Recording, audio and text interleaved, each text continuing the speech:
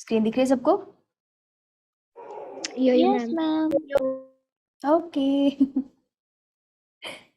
तो हम पढ़ेंगे इसमें बायोटेक। बायोटेक का पहला चैप्टर कौन सा है? Principle and processes.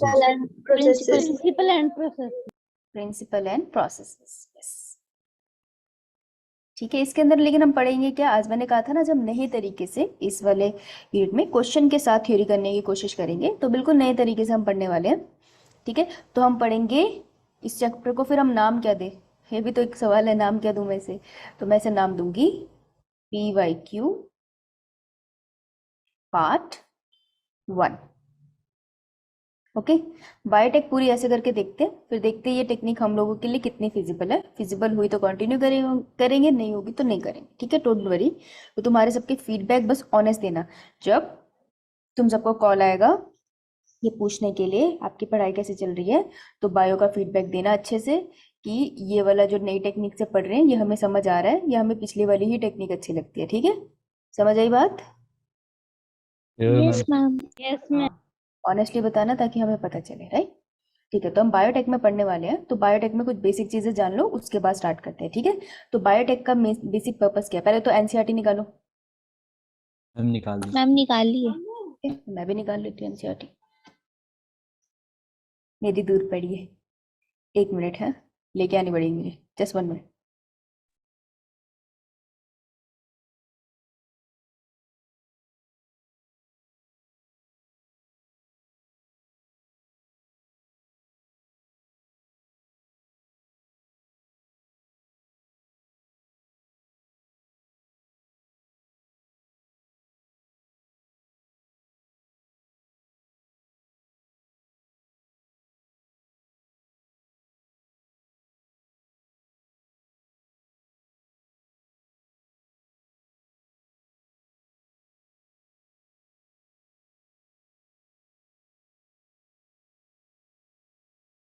Okay, my NCERT is also here.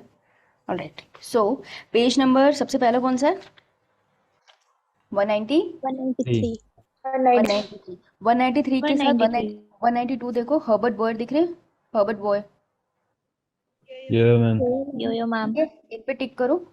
Herbert Boyer का नाम हम एक और साइंटिस्ट के साथ पढ़ेंगे। इन्होंने सबसे पहले रिकॉम्बिनेंट डीएनए बनाया था, तो इनकी रिसर्च बहुत इंपॉर्टेंट है बायोटेक में। ठीक है, तो इनके नाम पे टिक करो, इन्हें रीड करके जाना। एक साइंटिस्ट का नाम हमें यहीं से पता चल गया कि इनके बारे में क्वेश्चन आ सकता है, राइट?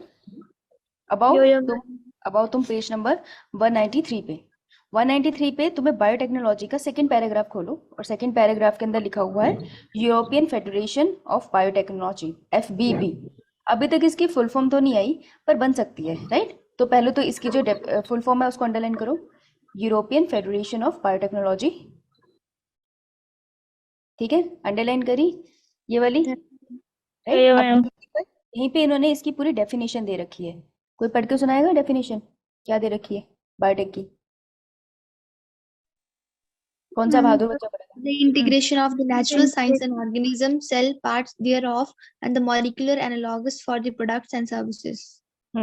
पूरा बायोटेक्नोलॉजी हम पढ़ेंगे ना, तो इस डेफिनेशन को और अंडरस्टैंड करते चलेंगे, उसके लिए 2 चैप्टर लग जाएंगे। ठीक है, तो अभी के लिए इसको अंडरलाइन कर लो, और ये है 4 मार्क का इंपॉर्टेंट। जहाँ भी डेफिनेशन आती है वो इंपॉर्टेंट है। तो EFP ने जो बायोटेक की क्या दिया है हमें डेफिनेशन, वो है इंपॉर्टेंट। ठीक है, ऑलराइट। बस मैं तुम्हें थोड़ा सा बेसिक कराऊंगी, उसके बाद हम इस क्वेश्चन को साथ में सॉल्व कर पाएंगे। ओके, तो इतनी थी आपको एनसीईआरटी से करनी थी। जो एनसीईआरटी पे डायरेक्ट दे रखा है तो वहीं से करना है। Okay, let's see. चलो अब आगे चलते हैं। ओके, सो बायोटेक होता क्या है, कोई बताएगा? समझते क्या हो बायोटेक्नोलॉजी से? थोड़ा सा आइडिया कुछ तो पता होगा। मैम जो लिविंग ऑर्गेनिजम्स होते हैं उनका यूज करते हैं टू प्रोड्यूस प्रोडक्ट्स, एंड जो प्रोसेसेस है वो ह्यूमन बीइंग के लिए यूजफुल होते हैं। वेरी गुड, एग्जैक्टली यही करते हैं हम। लिविंग ऑर्गेनिज्म को उठाते हैं, उन पे टेक्नोलॉजी लगाते हैं, और उनसे जो प्रोडक्ट मिलता है उसको हम अपने लिए यूज करते हैं। बहुत अच्छा बोला, वेरी गुड। क्या नाम है तुम्हारा? मैम आंचल। आंचल? कौन सी वाली आंचल? आंचली। सिर्फ आंचल ने अच्छा बोला, ठीक है। राइट, तो इसको कहते हैं हम बायोटेक्नोलॉजी, राइट। तो बायोटेक में हम क्या करते हैं, अब सबसे पहले जो ये वाला चैप्टर है, बायोटेक के 2 चैप्टर है ना, 1 और 2। तो जो फर्स्ट वाला चैप्टर है ना, उसमें हम क्या पढ़ते हैं, हम पढ़ते हैं कि हमने जेनेटिक मटेरियल निकाल दिया। जेनेटिक मटेरियल क्या होता है, एग्जाम्पल क्या होता है जेनेटिक मटेरियल का, किसे कहते हैं genetic material? DNA. DNA and RNA also, RNA होता है ना। हाँ, जेनेटिक मटेरियल निकालना है, फिर उसको प्रोसेस करना है और इसके अंदर से जीन्स निकाल लेने हैं, राइट। तो हम लोग किसके अंदर ये वर्क करते हैं, जनरली हम लोग ये बैक्टीरियल सेल के अंदर काम करते हैं। बैक्टीरिया ये प्लांट सेल के साथ खेलते हैं, ठीक है। तो हमने इसी चीज को यहाँ पर फोकस करना है। चलो देखते हैं फिर तुमको कितना आता है। पहले बताओ, होमवर्क दिया था मैंने पढ़ के आने का, पढ़ा है? यो मैम। Yo ma'am. चलो यो फिर मैम। स्टार्ट करें, साथ साथ आएगा, साथ साथ पढ़ेंगे, है ना। Let me open my clock and stopwatch is there. Okay, so your time starts now. 30 seconds. Very good, Sahil. Very fast. मतलब पढ़ के आया, साहिल पढ़ के आया था। Good. 30 students left. Come on.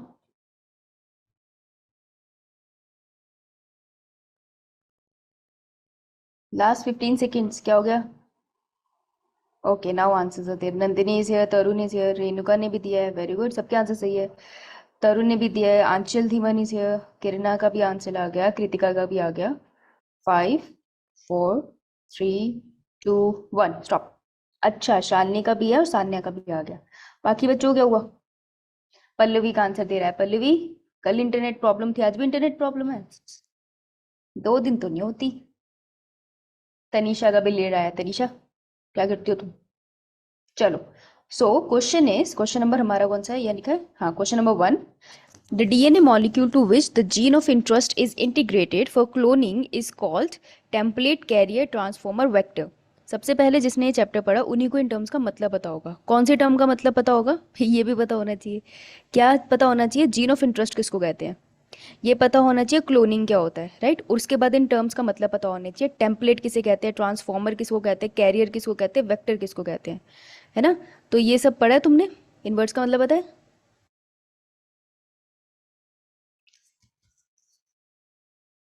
बताओगे नहीं तो कैसे पता चलेगा मुझे, बताओगे तो पढ़ा दूंगी। बोलो भाई।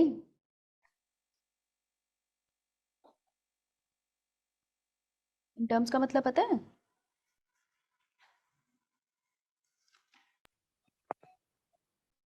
हाँ, अच्छा, किसी ने मैसेज किया है। मैम जो क्लोनिंग होता है उसमें एंटीबायोटिक्स की कॉपीज मल्टीप्लाई होती हैं, ओके, रेजिस्टेंट चेंज। डीएनए की मल्टीपल कॉपीज बनती है उसमें। क्लोनिंग का सिंपली मतलब होता है मल्टीप्लिकेशन कर देना, किसी चीज को सेम का सेम बना देना। मतलब मेरे जैसी एक और लड़की बना दो, that is cloning. Gene of interest वो वाला जीन जिसमें मुझे फायदा दिखता है, जो मेरे मतलब का है, राइट। ठीक है, कोई बात नहीं। चलो थोड़ा सा पहले पढ़ाती हूँ, ऐसे मजा नहीं आएगा, क्योंकि बिल्कुल चैप्टर हमने एक बार भी डिस्कस नहीं किया ना, डजंट मेक सेंस। चलो, तो सबसे पहले रहा हमारे पास, ये रहा एक बैक्टीरिया, ठीक है। ये जो बैक्टीरिया है ना, ये उसका सेल है, ऐसा सेल है मान लो, ठीक है। और इसके पास है इसका डीएनए। डीएनए होता है सर्कुलर बैक्टीरिया के केस में, राइट। तो ये है इसका डीएनए, ओके। अब इसका जो सर्कुलर सा डीएनए है, उसके पास यहाँ पे एक जीन पड़ा है, ठीक है। इसके पास बहुत सारे जीन है, मेरे को यही वाला जीन चाहिए। क्यों? क्योंकि इस जीन के पास एक प्रॉपर्टी है, ये जो जीन है, इस जीन के पास एक प्रॉपर्टी है कि ये जब कोड करता है ना, तो ये एक प्रोटीन बनाता है। और वो प्रोटीन क्या करता है, वो प्रोटीन आगे क्या करता है, मार देता है, किल सर्टेन माइक्रोब्स। कुछ माइक्रोब्स है जिनको वो मार देता है, ठीक है। तो मैं ये जीन निकाल के एक प्लांट के अंदर डालने जाती हूँ। ये भोला सा प्लांट दिख रहा है तुमको ब्लू कलर का, इस भोले से, ये तो ट्री बन गया, चलो, एक भोले से प्लांट के अंदर मैं ये वाला ना जीन डालना चाहती हूँ, ताकि इस प्लांट को ना ये पर्टिकुलर माइक्रोब कभी खाए ना। समझ आई ये बात? एक डीएनए है, डीएनए के अंदर डीएनए, एक बैक्टीरिया है, उसके अंदर डीएनए है, उसके अंदर एक जीन है। ये जीन प्रोटीन बनाता है जो पर्टिकुलर माइक्रोब्स को मारता है। मैं चाहती हूँ कि ये वाला जीन मेरे प्लांट के अंदर चला जाए, ताकि मेरे प्लांट को ये माइक्रोब कभी खाए ना। ठीक है, नेचुरली वो पेस्ट के अगेंस्ट बन जाए प्लांट। तो मैं क्या कहूंगी कि ये जो जीन है ना, स्पेशल जीन, इसको मैं अब नया नाम दूंगी, मैं से कहूंगी gene of interest. Gene of interest किसके इंटरेस्ट का है? मेरे इंटरेस्ट का है। तो जो ह्यूमन के इंटरेस्ट का जीन होता है ना, जिसको हम निकाल के प्रोसेस करते हैं, उसको कहते हैं जीन ऑफ इंटरेस्ट। तो पहला वर्ड तो ये हुआ। अब मुझे ये निकालना है, अगर मुझे ये निकालना है तो मैं क्या करूंगी? अगर मुझे डीएनए निकालना है इस बैक्टीरिया से, तो पहले क्या करना पड़ेगा मुझे?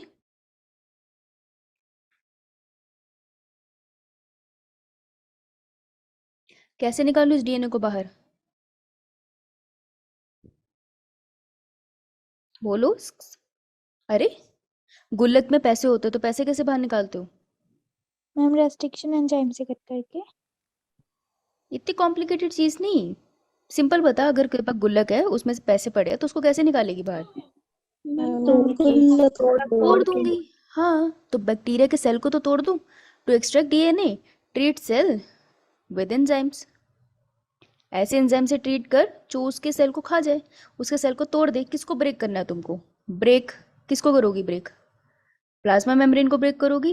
उसके बाद सेल के अंदर कोई भी ऑर्गेनेल है, जैसे राइबोसोम तो इसके अंदर भी होता है, तो जो भी ऑर्गेनेल है उसको तोड़ोगी, राइट। इसके अंदर अगर आरएनए पड़ा है, राइबोसोमल आरएनए होता है ना, तो मैं आरएनए को भी तोड़ूंगी, है ना। इसके अंदर कोई लिपिड पड़ा है, मैं उसको भी तोड़ूंगी, राइट। तो इन सबको तोड़ने के लिए एंजाइम डाल दो। जैसे आरएनए को तोड़ने के लिए मैं क्या डालूंगी? आरएनएज। देखो, जहां पर भी बाद में ये वर्ड आ जाए ना ASE, उसका मतलब है एंजाइम है, ये एंजाइम का नाम है। आरएनएज ब्रेक करता है आरएनएज को। बस याद रखना, डीएनएज मत डाल देना।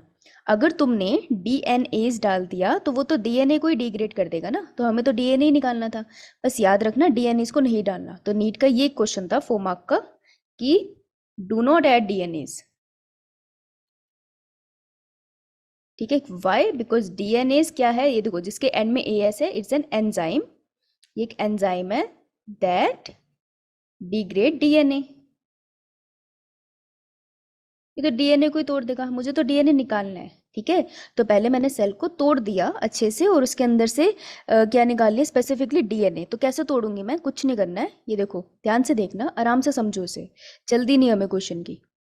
ये रही टेस्ट ट्यूब, इस टेस्ट ट्यूब के अंदर मैंने डाल दी ये बैक्टीरियल सेल, ठीक है, और फिर उसके अंदर मैंने बहुत सारे एंजाइम्स डाल दिए। थोड़ी देर के बाद तुमको कैसा दिखाई देगा? थोड़ी देर के बाद तुम देखोगे कि टेस्ट ट्यूब तो वही की वही है, इसके अंदर तुम्हें चीजें तैरती हुई सी दिखेंगी, अलग अलग। कहीं पे तुमको कुछ तैरता हुआ दिख रहा है, डीएनए तैरता दिख रहा है, उसके कुछ डिब्रीज दिख रहे हैं, क्योंकि सब कुछ तो उस लिक्विड के अंदर ही है ना, जिसमें मैंने एंजाइम्स डाले, राइट। तो सब कुछ तुम्हें तैरता हुआ दिखेगा। तो मैं कहूंगी कि अब ये डिग्रेड हो चुका है। समझ आई ये बात? मैम। Cell ma'am. ब्रेक कर Yes, दिया। ma'am. अब जब तुमने सेल ब्रेक कर दिया, इतना लिख लिया सबने? इतना लिख लिया? चलो, अब जब तुमने No, सेल ma'am. ब्रेक कर दिया, जब तुमने सेल ब्रेक कर दिया, उसके बाद क्या हुआ? तुम्हारे पास एक टेस्ट ट्यूब बची, और उस टेस्ट ट्यूब के अंदर सब कुछ तैर रहा है ना। लेकिन तुमको क्या चाहिए उस टेस्ट ट्यूब से? डीएनए। सिर्फ डीएनए। हाँ, सिर्फ डीएनए चाहिए। अब डीएनए भी एक तरीके से मान लो पड़ा हुआ है, ठीक है। अब देखो, तुम्हें सिर्फ डीएनए चाहिए, तो तुम क्या करोगे? तुम बाकी सब चीजें तो तुम्हारे लिए डिब्रीज है ना, डिब्रीज मतलब वेस्ट। तो ये रही डिब्रीज, ये है डीएनए। हमें करना है इनको अलग। तो हम इनको कैसे अलग करेंगे? हम इसमें डाल देंगे second step, that is known as chilled ethanol. Chilled ethanol को हम क्या कहते हैं? ठंडी दारू, राइट।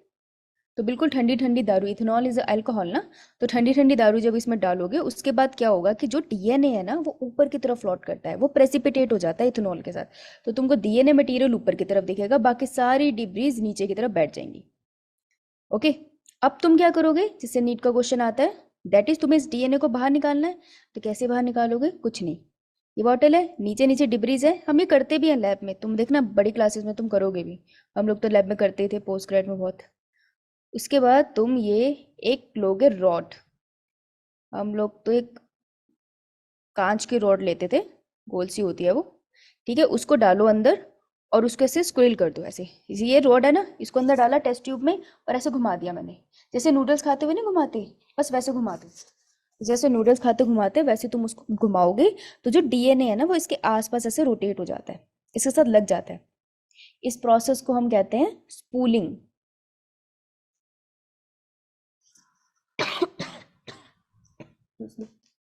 पानी पी ले। हाँ जी, किसका डाउट है? गुड इवनिंग विजय।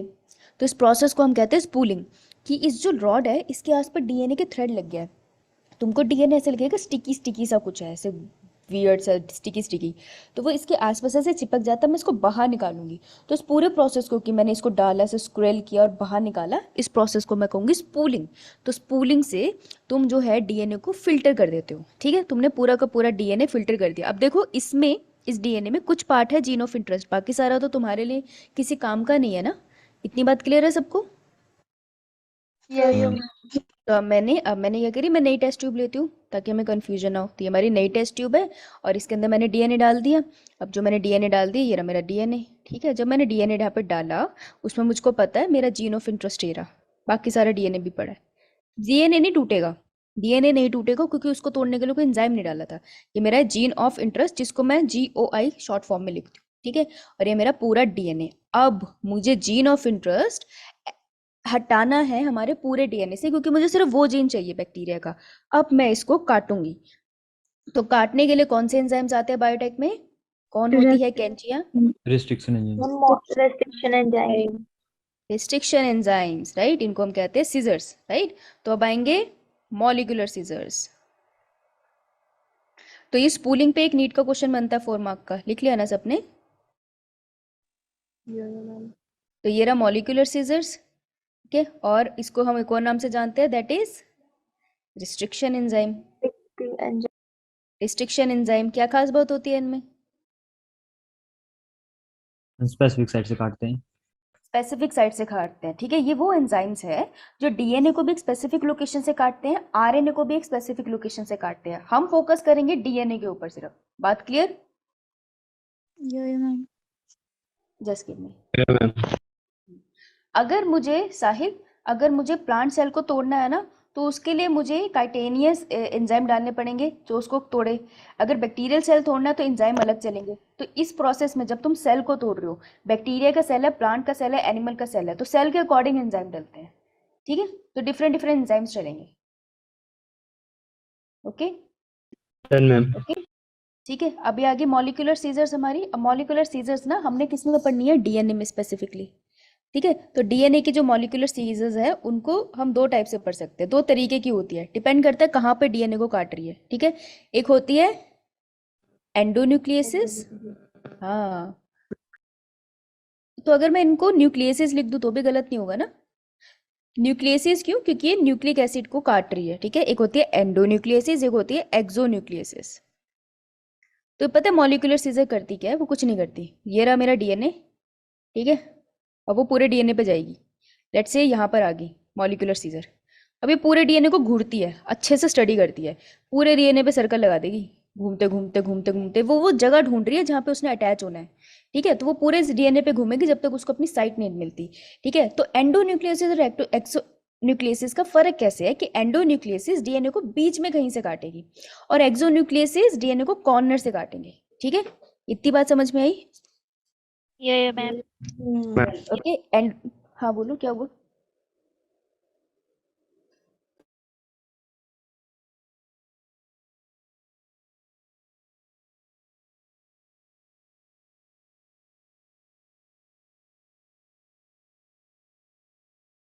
ठीक है, एंडोन्यूक्लियस एक्सोन्यूक्लियस का बात समझ आ गई सबको? अब देखो, अब बनेंगे। अभी हम कह रहे हैं कि काटती है, तो किस बेसिस पे काटती है तो पता होना चाहिए ना। पहले बताओ रिस्ट्रिक्शन एंजाइम्स के बारे में। हमें एक चीज पता चल गई कि रिस्ट्रिक्शन एंजाइम्स जो होते हैं बड़े ही स्पेसिफिक होते हैं। तो इस पे क्वेश्चन बन सकता है रिस्ट्रिक्शन एंजाइम्स के ऊपर। तो मैं यहाँ लिख दूं इनकी प्रॉपर्टीज पे क्वेश्चन, यहीं पे मैं लिख दूं? नहीं बोलोगे? मैम। स्पेसिफिक होते ही रिस्ट्रिक्शन साइट्स पे कट करते हैं, आइडेंटिफाई करते हैं। पहले आइडेंटिफाई रिस्ट्रिक्शन साइट्स। अभी रिस्ट्रिक्शन साइट देखो, ये वर्ड्स ना आते हैं क्वेश्चन में इसलिए करवा रही हूँ। रिस्ट्रिक्शन साइट मतलब वो वाला रीजन जहाँ पे कैंची जाके कट करेगी। अगर एक पूरा का पूरा रिबन है तो रिबन में किसी पॉइंट से कट करूंगी ना मैं, तो पूरे रिबन को जहाँ से मैं कट करूंगी वो उसकी रिस्ट्रिक्शन साइट है। रिस्ट्रिक्शन साइट वो जगह है जहाँ पे एंडोन्यूक्लियस आइडेंटिफाई करेगा कि यहाँ पे मुझे कट लगाना है। ठीक है, तो ये आइडेंटिफाई करते हैं रिस्ट्रिक्शन साइट को and cut from there, cut from there. ठीक है, ये वहां से उसको कट कर देंगे। ओके, और अगर मैं तीसरी प्रॉपर्टी यहाँ लिख दूं कि जो रिस्ट्रिक्शन एंजाइम्स होते हैं वो अगर डबल स्ट्रैंडेड डीएनए है तो क्या डबल स्ट्रैंड को काटेंगे या सिंगल स्ट्रैंड को काटेंगे, ये बताओ।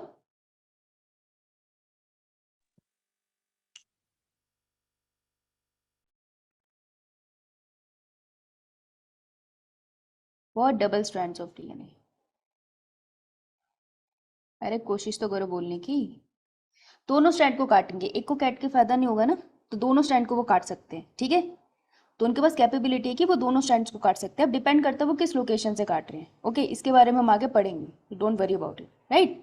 और की बात रिस्ट्रिक्शन एंजाइम्स के मैम बारे में। हाँ, मैम अपनी बोथ डबल के आगे ही लिखा है। Strands of DNA.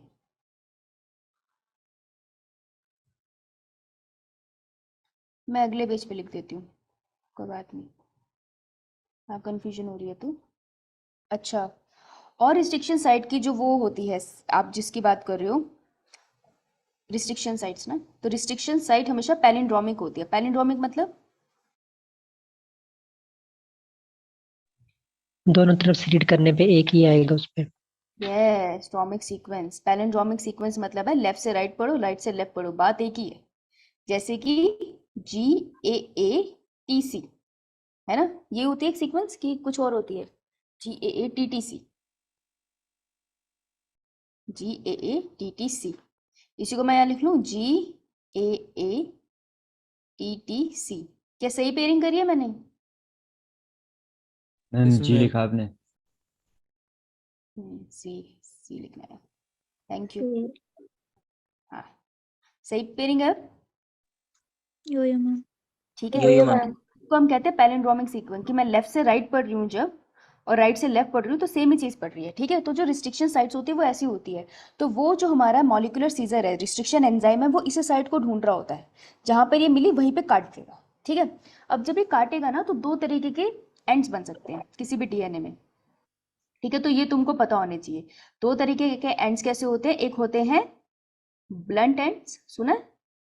Yes ma'am. Yo ma'am. दूसरे कौन से होते हैं? Sticky ends. Sticky ends. कौन से वाले एंड्स हम ज्यादा यूज करते हैं बायोटेक में? Sticky and. Sticky ends. Sticky ends. हाँ, जिसको नहीं पता वो लिख लो, ये नीट का 4 मार्क का क्वेश्चन है। Use in biotech. हम ब्लंट एंड नहीं करते क्योंकि ब्लंट एंड में ना उसको दोबारा से ज्वाइन करने में बहुत दिक्कत होती है, ठीक है। इस वजह से हम उसको यूज नहीं करते। क्या मतलब है इसका कि अगर दो स्ट्रैंड है डीएनए के, let's see these are the strands, okay, और अगर मॉलिक्यूलर सीजर ने आके इसको काटा है ब्लंट एंड में, तो ब्लंट एंड ना हमेशा ऐसे काट देती है, ब्लंटली। अरे अरे अरे अरे सॉरी, ब्लंट एंड इसको ऐसे काटेगा, यहाँ पे। अब अगर तुमको याद है, मैं साइड में एक चीज बना रही हूँ कि ये होता क्या है। ये जो हम डीएनए के सीक्वेंस बना रहे हैं इस तरीके से, यहाँ पे रखा मैंने ATGC, ठीक है, यहाँ लिख दिया मैंने TACG। तो मुझे एक चीज बताओ, T और A के बीच में ये कौन सा बॉन्ड है? Hydrogen bond. और हाइड्रोजन यहाँ पे बॉन्ड। C और G के बीच में कौन सा बॉन्ड है? फॉस्फोडाइस्टर। Phosphodiester bond. कौन सा बॉन्ड बनाना मुश्किल? फॉस्फोडाइस्टर। हाँ, बताती हूँ, सही लगे।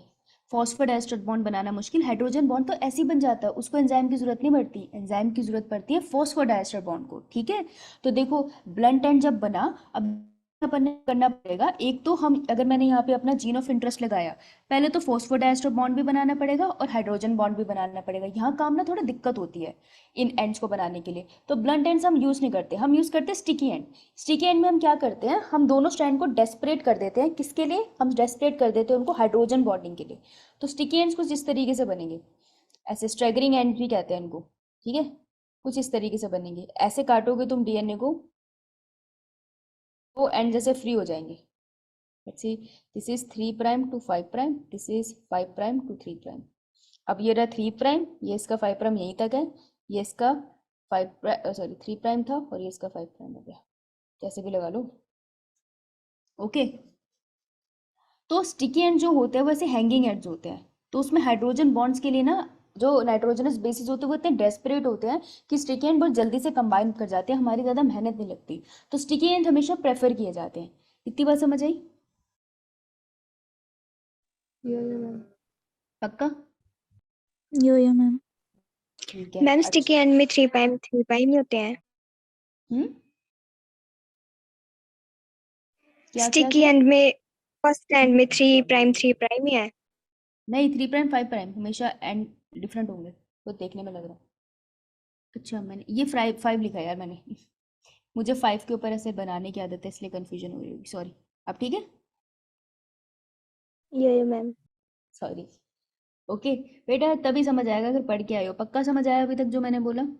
यो ma'am. Yes ma'am. Ma'am okay okay okay okay, ठीक है ठीक है ठीक है ठीक है, इतना हुआ हमारा। अच्छा, अब मैंने क्या किया, मैंने कहा कि जीन ऑफ इंटरेस्ट ये रहा अपना, हम तो पीछे के स्टेप चल रहे थे ना, ये रहा हमारा डीएनए, ठीक है। उसके पास है हमारा जीन ऑफ इंटरेस्ट जो हमको निकालने का है, हमने इसको निकाल लिया बाहर, किसकी मदद से? With the help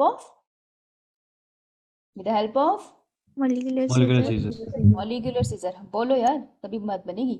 molecular scissor की वजह से मैंने इसको निकाल लिया, ठीक है। अब मॉलिक्यूलर सीजर की मदद से निकाल दिया, अब मैं इसको करूंगी जेल इलेक्ट्रोफोरेसिस। जेल इलेक्ट्रोफोरेसिस एक टेक्निक होती है, आप डीएनए के डिफरेंट फ्रेगमेंट्स को वैसे डिफरेंशिएट कर सकते हो। तो जेल इलेक्ट्रोफोरेसिस के साथ हम क्या करेंगे, हम एक स्लैब के अंदर डाल देंगे और डिफरेंट फ्रेगमेंट्स ऑफ डीएनए बना लेंगे, ठीक है।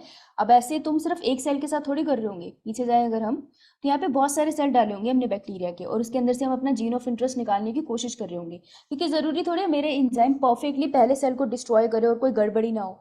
मैं बहुत सारे सेल डालूंगी और बहुत सारे सेल के डीएनए एक्सट्रैक्ट हो जाएंगे, ठीक है। फिर वो सारे डीएनए को मैं यहाँ पर लेके आके मॉलिक्यूलर सीजर से ट्रीट कर दूंगी। अब मैं उनको रन करूंगी जेल इलेक्ट्रोफोरेसिस के ऊपर। हो सकता है कि कोई जीन ऑफ इंटरेस्ट के साथ, मान लो किसी केस में जीन ऑफ इंटरेस्ट के साथ और कोई जीन भी लग गया हो सकता है ना, इस तरीके से बना हो। तो मैं कुछ नहीं करूंगी, मैंने एक सिंपल सा प्रोसेस करना है जिसको मैं बोलूंगी जेल इलेक्ट्रोफोरेसिस।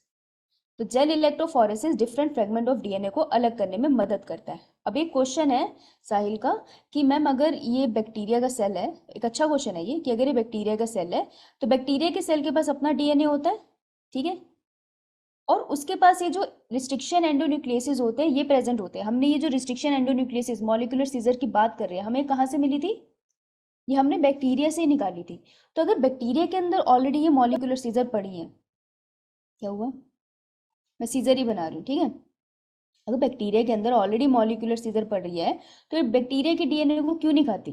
बेटा बायोटेक चल रहा है विजय। तो बैक्टीरिया के डीएनए को जाके क्यों नहीं कट कर देती डायरेक्टली? ऐसा क्या होता है कि उसके डीएनए को कुछ नहीं कर रही है? ये तुम्हारा क्वेश्चन है ना। तो बेटा जो मॉलिक्यूलर सीजर्स होती है ना, उनको पता होता है कि वो बैक्टीरिया के डीएनए को नहीं जा सकती, क्योंकि मॉलिक्यूलर सीजर कौन सी लोकेशन पे कट करती है किसी भी डीएनए या आरएनए को? क्या कहते हैं हम उसको? Region of replication. ध्यान से सुनना, मॉलिक्यूलर सीजर अपने जीन ऑफ इंटरेस्ट को कहाँ पे आइडेंटिफाई करके कट लगाती है? Palindromic sequence. पैलिंड्रोमिक सीक्वेंस ना, जिसको हम कहते हैं रिस्ट्रिक्शन साइट्स, करेक्ट। तो बैक्टीरिया के खुद के डीएनए में साहिल जो भी रिस्ट्रिक्शन साइट है ना, लेट्स से यहाँ पर रिस्ट्रिक्शन साइट है, यहाँ पर रिस्ट्रिक्शन साइट है, वहाँ पे एक एंजाइम बैठा होता है, एक एंजाइम बैठा होता है उन साइट्स को कवर करके, जिसे हम कहते हैं मिथाइलेज। सो मिथाइलेज एक ऐसा एंजाइम है जो क्या करता है, बैक्टीरिया के डीएनए को कवर करके रखता है, कवर रिस्ट्रिक्शन साइट्स। इसीलिए जिस भी बैक्टीरिया में जोन सा तुम्हें मॉलिक्यूलर सीजर मिल रहा है वो कभी अपने डीएनए को नहीं काटती है, वो चुपचाप वहां बैठी रहती है, क्योंकि वो आइडेंटिफाई नहीं कर पाती है रिस्ट्रिक्शन साइट को। ये बात समझ आई? ठीक है, तो ये नीट का क्वेश्चन है, आगे बताना था मैंने, बढ़िया हो गया, समझ में आई ना। मेरी बॉडी में अगर मैं एक पूरा सेल हूँ और मेरे पास भी डीएनए है, तो मेरे डीएनए पे वो जो सीजर्स है वो आके चल क्यों नहीं रही है? क्योंकि मेरे डीएनए ने जितनी भी पैलिंड्रोमिक सीक्वेंस है ना जो वो सीजर पहचान सकती है, उसके ऊपर मिथाइलेज का कपड़ा रख दिया है। तो मिथाइलेज की वजह से वो सीक्वेंस पहचानी ही नहीं जा पा रही मॉलिक्यूलर सीजर से। समझ आई बात? यो मैम। अब देखो, अब आगे जेल इलेक्ट्रोफोरेसिस। जेल इलेक्ट्रोफोरेसिस से बहुत क्वेश्चन आते हैं, ये बहुत ज्यादा इंपॉर्टेंट है, ठीक है, इसे इंपॉर्टेंट करो। तो जाने के बाद जेल इलेक्ट्रोफोरेसिस पढ़े बिना आज कोई नहीं सोएगा, इससे एक क्वेश्चन आने के बहुत ज़्यादा चांसेस है। तो जेल इलेक्ट्रोफोरेसिस में क्या होता है, कुछ नहीं होता। हम लोग एक काम करते हैं, हम लोग एक स्लैब बना लेते हैं, ठीक है। एक स्लैब होती है, उसमें एक मिक्सचर लेते हैं, ऐसे समझो तुम्हारे पास, इमेजिन करो, इमेजिन करोगे तो बेहतर रहेगा। एक ट्यूब है, उसके अंदर तुमने पाउडर डाला, वो जेल का पाउडर होता है। किससे मिलती है तुम्हें ये जेल? बेसिकली ये होती है अगार जेल। कहाँ से मिलती है?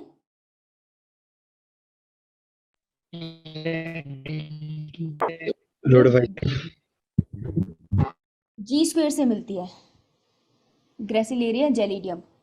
प्लांट उधर जाना, किंगडम वाले चैप्टर में जाना। तो हमने ये जेल पाउडर फॉर्म में आती है, डाला, ठीक है, उसके ऊपर डाला पानी और उसको शेक कर दिया, शेक करके घुल जाती है, लिक्विड ही है। फिर हम इसके ऊपर डाल देते हैं और इसको छोड़ देते हैं 2 घंटे के लिए। 2 घंटे के बाद ये जेल बन जाती है, जैसे जेली नहीं होती जेली खाने वाली, वैसी बन जाती है। इसके ऊपर बन जाएगी हमारी most probably blue green colour की जेल, प्यारी सी ब्लूइश कलर की होती है, ठीक है। इसके ऊपर जेल बन जाती है और यहाँ पे हम छोटे छोटे वेल बना देते हैं। मैं नेक्स्ट पेज पे जा रही हूँ। कभी मैंने तुम्हें जेल इलेक्ट्रोफोरेसिस पढ़ाया वैसे? Yeah, ma'am. हाँ ना, मैंने तुम्हें, मुझे लग रहा है मैंने पढ़ाया है कभी, बनाते हुए लगा मुझे, नालायको। यहाँ पे कॉम बनती है ना छोटी छोटी खाली जगह जहाँ पे जेल एब्सेंट होती है, तो ये जेल बन गई। अब हमने क्या किया, जो हमारे पास छोटी छोटी सी ट्यूब्स थी जिसके अंदर हमने अपना सैंपल रखा था, इस सैंपल्स को हम निकाल के इन जेल्स के अंदर डाल देते हैं। और इन ट्यूब्स का नाम क्या होता है? एपेंड्रॉफ, ये लिख लेना। एपेंड्रॉफ ट्यूब्स के अंदर हम अपना सैंपल लेते हैं। एपेंड्रॉफ ना एक कंपनी का नाम है जिसकी ट्यूब जनरली यूज होती है बायोटेक। बोलोगे ये भी आता है, ये अनफॉर्चुनेटली आ सकता है, अनफॉर्चुनेटली शायद, तो लिख लेना, ठीक है। यहाँ पे सैंपल डाल दिया। अब मुझे ये बता दो डीएनए पे चार्ज कौन सा? Negatively charge. एनोड का मतलब क्या होता है, नेगेटिव या पॉजिटिव? Ma'am negative. नेगेटिव होता है पॉजिटिव होता है? पॉजिटिव। पॉजिटिव होता है यार। यार यही 4 नंबर का क्वेश्चन था। यहाँ लगाओगे एनोड, यहाँ लगाओगे कैथोड, ठीक है। अब भागेगा डीएनए बाबलों की तरह, नेगेटिव की तरफ। जैसे ही तुम बीच में इलेक्ट्रिसिटी करंट स्टार्ट कर दोगे, राइट, करंट स्टार्ट करोगे, डीएनए के फ्रेगमेंट भागेंगे। किसके बेसिस पे डीएनए के फ्रेगमेंट सेपरेट होते हैं? कौन से वाला दूर तक जाएगा, जो साइज में ज्यादा बड़ा है, जो साइज में ज्यादा छोटा है? स्मॉलेस्ट दूर जाएगा। स्मॉल वाले वो दूर तक जाएंगे, जो बड़े वाले वो पीछे रह जाएंगे, राइट। और जिनके ऊपर हम चार्ज भी कहते हैं ना, जिसका साइज छोटा है उस पर चार्ज किस तरीके का है, तो हम कहते हैं कि जो जेल इलेक्ट्रोफोरेसिस होता है उसमें किस तरीके से ये जो डीएनए के फ्रेगमेंट्स हम मूव करते हैं ऑन द बेसिस ऑफ, ये लिख लो, DNA fragment move on basis of, किसके बेसिस पे? पहले तो ये मूव कर रहे हैं बिकॉज ऑफ चार्ज सेपरेशन की वजह से, और दूसरा ये मूव कर रहे हैं because of size of DNA fragment. ये रहा तुम्हारा नीट का दोबारा नया क्वेश्चन। अब अगर तुमको ये देखने हैं ना, तुमको दिखेंगे नहीं जेल में डीएनए के फ्रेगमेंट, ट्रांसपेरेंट है, कैसे दिखेंगे? इसको एक जेल से, एक डाई से ट्रीट करना पड़ेगा। किस डाई से ट्रीट करते हैं? Ethereum bromide. Ethereum bromide. जिसे नहीं पता लिखो, ये नेक्स्ट क्वेश्चन है, इथेरियम ब्रोमाइड। इथेरियम ब्रोमाइड से ट्रीट करने के बाद भी नहीं दिखेगा, दिखेगा पता है कैसे? इथेरियम ब्रोमाइड से ट्रीट करने यूवी के रेडिएशन। बाद, यस, यूवी रेडिएशन। तो कौन सा कलर दिखेगा तुम्हें? Orange colour. Yes, bright orange. Bright orange colour के ये दिखेंगे तुमको, है ना, ब्राइट ऑरेंज कलर के ये दिखेंगे। अब मुझको यहाँ से डीएनए निकालने हैं, कैसे निकालूं? इतना लिख लिया सबने?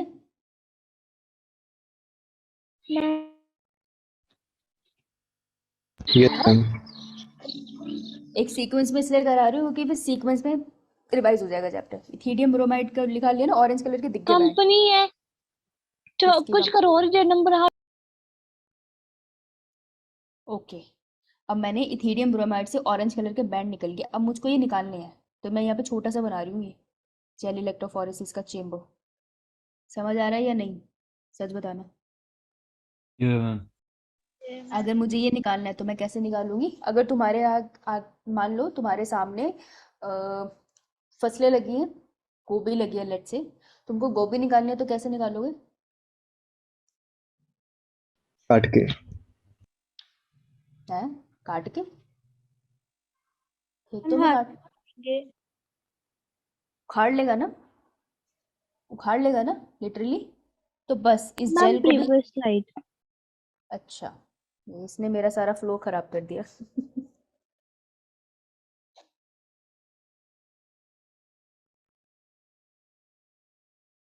डन, प्रीवियस स्लाइड वाली। मैम इससे प्रीवियस स्लाइड भी दिखा दो। बेटा शुरू से दिखा देती तुझे। नहीं नहीं, बस ये वाली। अच्छा मैम वो वाली स्लाइड दिखाओ जो अभी दिखाई थी। एक मिनट इसे देखने दे भाई। Done ma'am. ठीक है मैम जो रेस्ट्रिक्शन एंडोन्यूक्लियोसिस थे वो सारे स्टिकी एंड्स बनाएंगे कि या फिर कुछ ऐसे होते हैं कि जो कि Done, ब्लंट एंड्स ma'am. बनाएंगे या फिर ऑल स्टिकी बनाएंगे? नहीं नहीं नहीं, एक्सेप्शंस हो सकती है, एक्सेप्शंस हो सकते हैं, पर तुमको स्पेसिफिकली याद नहीं करनी। एक्सेप्शन पॉसिबल डन है, मैम। मुझे कोई एग्जांपल ऐसे याद नहीं है। चलो तो अब मुझे इसको जेल से जब बाहर निकालना है अपने मतलब के जीन को, तो मैं इस प्रोसेस को क्या कहूंगी? Elution. Elution is extraction of DNA fragment from gel. ठीक है, ये रहा मेरा नीट का 4 मार्क का क्वेश्चन। निकाल लिया मैंने, है ना? बढ़िया, मेरे को जीन ऑफ इंटरेस्ट मिल गया। हाँ, बहुत बढ़िया बात है। ठीक है, अब अगर मेरे को जीन ऑफ इंटरेस्ट मिल गया, अब क्या करूँ? एक जीन ऑफ इंटरेस्ट के ऊपर एक्सपेरिमेंट करूंगी तो वो तो खत्म हो जाएगा, इतने सारे काम थोड़ी दोबारा मैं करूंगी। तो अब मैं क्या करूंगी, मुझे इसकी मल्टीपल कॉपी बनानी है ना? तो मल्टीपल कॉपीज कैसे बनाएंगे? हम क्लोनिंग मल्टी करेंगे। क्लोनिंग का प्रोसेस थोड़ा लंबा होता है, तो हम एक काम कर सकते हैं जिसको हम कहते हैं PCR. What is PCR? Stands for polymerase chain reaction, है ना? तो अगर पॉलीमरेज, अगर इन पे क्वेश्चन नहीं आया तो पॉलीमरेज चेन रिएक्शन पे क्वेश्चन बनता है।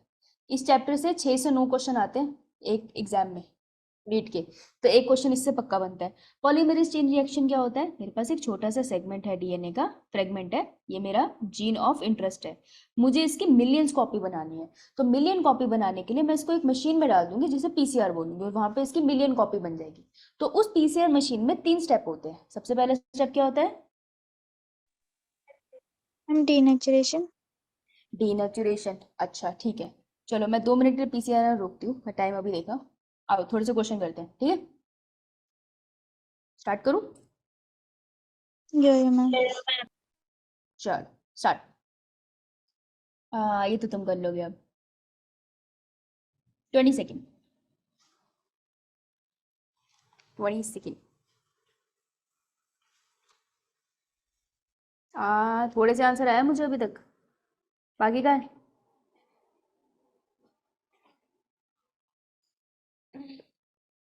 कुछ याद तो नहीं है। स्टॉप।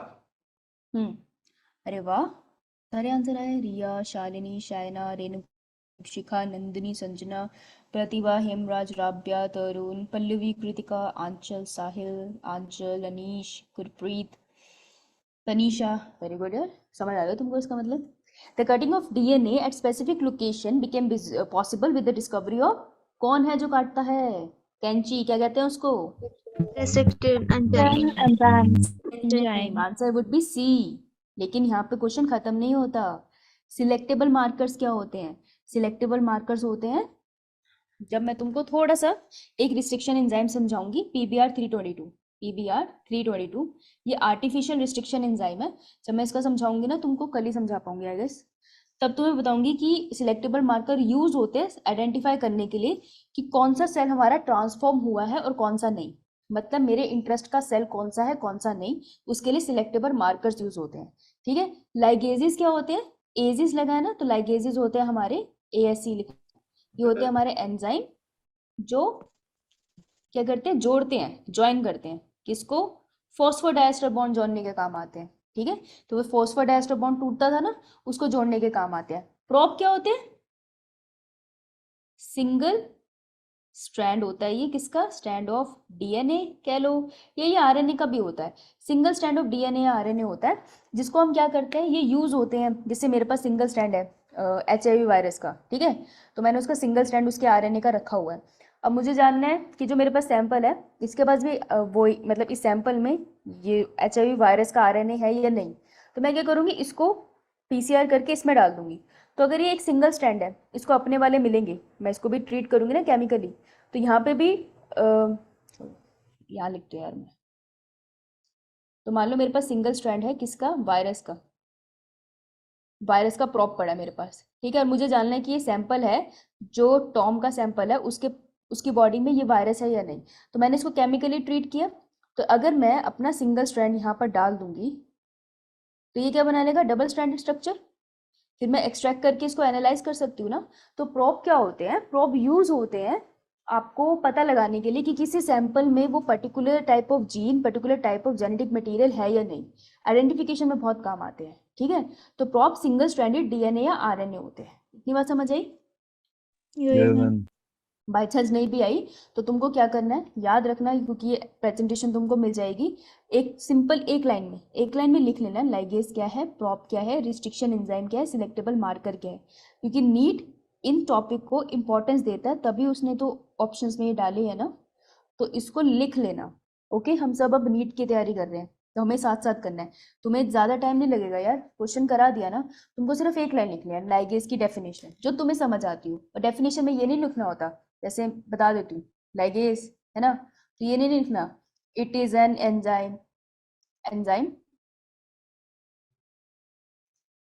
सिर्फ एंजाइम है टू ज्वाइन।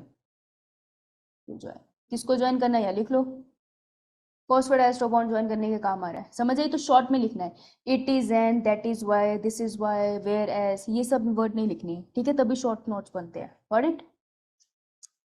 Yeah, ma'am.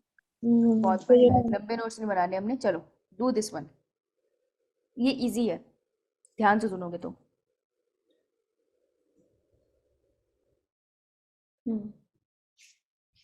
और क्या टॉपिक रहता है, एक साथ कराओ ना तो भूल जाता है कोई टॉपिक बीच में रह गया सर, चेक कर लो एक बार।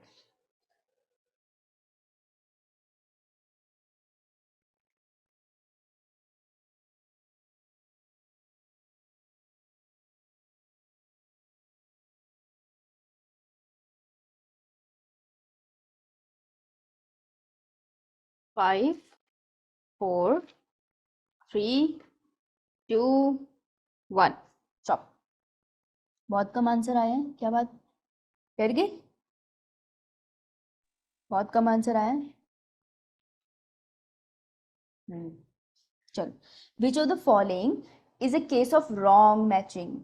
तो सबसे पहले तो यही क्लिक कर देना था कि रॉन्ग आंसर ढूंढना है हमें, राइट। अभी तक तो हम राइट आंसर्स कर रहे थे ना, आज हम पहली बार रॉन्ग कर रहे हैं साथ में। ये बात देखी थी सबने? ये जिसने नहीं देखी थी वो फंस गया है ना, जिसने नहीं देखी वो फंस गया। चलो, सोमैटिक हाइब्रिडाइजेशन क्या होती है, fusion of two diverse cells. Somatic hybridization generally क्या होती है, सोमैटिक सेल्स यानी कि जर्म सेल्स नहीं है, तो ये होती है सबसे पहले तो प्लांट्स में, ठीक है, प्लांट्स में जनरली की जाती है। और सोमैटिक सेल्स को मिलाते हैं, सोमैटिक सेल्स मतलब उसके पोलन और एग को नहीं मिलाते, उसकी बॉडी के दूसरे पार्ट्स को मिला लेते हैं। तो दूसरे पार्ट से हम सेल निकालते हैं, उन सेल्स को फ्यूज कर देते हैं अपना डिजायरेबल ट्रेट लेने के लिए। मान लो उस पौधे के अंदर बहुत अच्छा कलर है, तो मुझे वो कलर का प्लांट चाहिए। तो दो प्लांट्स के पास, एक प्लांट के पास अच्छा कलर है, दूसरे प्लांट के पास अच्छी हाइट है, मैंने इनको फ्यूज करवा दिया इनके सेल्स को आर्टिफिशियली। तो अब जो थर्ड प्लांट आया ना, उसके पास प्लांट का कलर भी हो सकता है अच्छा, और हाइट भी अच्छी हो सकती है। तो ऑफस्प्रिंग को मॉडिफाई करके बनाया होता है somatic hybridization of two cells. तो ये तो सही स्टेटमेंट है, हमें ढूंढनी है गलत, तो ये तो नहीं हो सकता। सेकंड, वेक्टर डीएनए क्या होता है, site for tRNA synthesis. Vector DNA site for tRNA synthesis. No vector क्या होता है ना, vector is like a car, ठीक है, हम ऐसे रखेंगे उसको, वेक्टर एक गाड़ी की तरह। तुम्हारी स्कूल बस है, ठीक है, तो तुम्हारी स्कूल बस क्या काम करती है, स्कूल बस क्या काम करती है?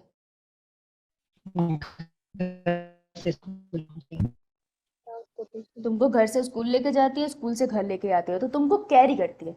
तो वेक्टर वो चीजें होती हैं, वो एंजाइम्स होते हैं जो पर्टिकुलर जीन ऑफ इंटरेस्ट को कैरी करके किसी और के पास लेके जाते हैं, ठीक है। तो वो कुछ नहीं करते हैं, वो होस्ट के पास जीन ऑफ इंटरेस्ट को लेके जाते हैं। सिंपली याद रखना कि कोई डीएनए का फ्रेगमेंट है, ये रखा मैंने डीएनए का फ्रेगमेंट छोटा सा मेरा, मैं यहाँ लिख रही हूँ जीन ऑफ इंटरेस्ट। तो जीन ऑफ इंटरेस्ट को क्या करते हैं, कैरियर है ये, that's it.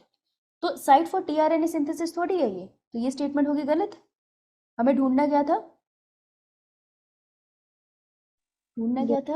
Wrong statement. Answer मिल गया, Statement. आंसर मिल Yes. गया ना। लेकिन बाकी पता होना चाहिए। माइक्रो प्रोपेगेशन क्या होता है, ये तुम पढ़ते हो strategies of enhancement in food production में, शायद इसलिए तुमको ये आ नहीं रहा। इन विट्रो मतलब टेस्ट ट्यूब में production of plants in large number में प्लांट्स को हम इन विट्रो, एक लेबोरेटरी के अंदर ना बहुत सारे प्लांट्स को हम उगाते हैं थ्रू वेजिटेटिव प्रोपेगेशन, तो उसको हम कहते हैं माइक्रो प्रोपेगेशन, कि बहुत छोटे लेवल पे हम प्लांट्स को ग्रो करते हैं, फिर जब वो स्टेबल हो जाते हैं ना, फिर हम उसको बाहर लगा लेते हैं, ठीक है, बाहर सॉइल के अंदर लगाते हैं, पर पहले हम उनको टेस्ट ट्यूब में उगाते हैं, तो उसको हम कहते हैं माइक्रो प्रोपेगेशन। तो इसके ऊपर छोटा सा नोट लिख लेना, एक लाइन का, सोमैटिक हाइब्रिडाइजेशन पे भी। लास्ट बचा कैलस क्या होता है, अनऑर्गेनाइज मास ऑफ सेल्स। सो ये नीट का क्वेश्चन का ये स्टेटमेंट कहीं आई है कि मैंने पढ़ी है, तो इसको इंपॉर्टेंट है ये नीट के परस्पेक्टिव से। Unorganize mass of cell is known as, I think ऐसा क्वेश्चन था। तो अनऑर्गेनाइज का मतलब है तुम देख के नहीं बता पाओगे, ये प्लांट के रिस्पेक्ट में ही है, देख के नहीं बता पा रही रूट कहाँ है, शूट कहाँ है, स्टेम कहाँ है, लीफ क्या है, कुछ नहीं बता पा रही, बस एक गोला सा दिख रहा है। Unorganize mass of cell produce in tissue culture. Tissue culture क्या मतलब है कि एक मीडियम लेते हैं, वहां पे सारे न्यूट्रिएंट डालते हैं और वहां पे प्लांट को ग्रो कराते हैं वेजिटेटिवली, उसको हम कहते हैं टिश्यू कल्चर टेक्निक। तो जब हम प्लांट को ग्रो कराते हैं ना, सबसे पहली स्टेज आती है ये ऐसा, ये कैलस सा बन जाता है, उसको कहते हैं callus. So this is also correct statement. तो इसके ऊपर एक लाइन का नोट लिख लेना, ये दूसरे चैप्टर से मिक्स करके क्वेश्चन आया है, समझ आई बात। Yeah, ma'am. Okay, so the answer would be answer would be B, yes. तो ये सब बच्चे करके आएंगे, ओके। बता रही हूँ मैं, क्वेश्चन का कोई फायदा नहीं है अगर तुमने घर जाके इसको सेट नहीं किया, अगर तुमने ऑप्शन चेक नहीं किए, उसका नोट नहीं बनाया, अगर तुमने जाके इसको सेट नहीं किया, तो इन क्वेश्चंस करने का कोई फायदा नहीं है, it's just wastage. Don't do that, time मत वेस्ट करना अपना, ठीक है। अगर 1 घंटा 15 मिनट के लिए बैठ रहे हो क्लास में, तो उससे प्रोडक्टिवनेस लेके जाया करो, ठीक है। तो इसको, ये जो मैं क्लास बुक बोल रही हूँ, 30 मिनट्स लगेंगे तुमको इसको कंपाइल करने के लिए, करके सोना मत उससे पहले, बस इतना कर देना, राइट। आई अंडरस्टैंड तुम्हारी क्लासेस भी ज़्यादा है, काम भी तुम बहुत ज़्यादा कर रहे हो, लेकिन आधा घंटा दे देना बस, सिर्फ, इससे ज़्यादा नहीं मांग रही मैं, ओके। चलो ट्राई दिस वन, आराम से सोच के करना, ये तुक्के से हो जाएगा।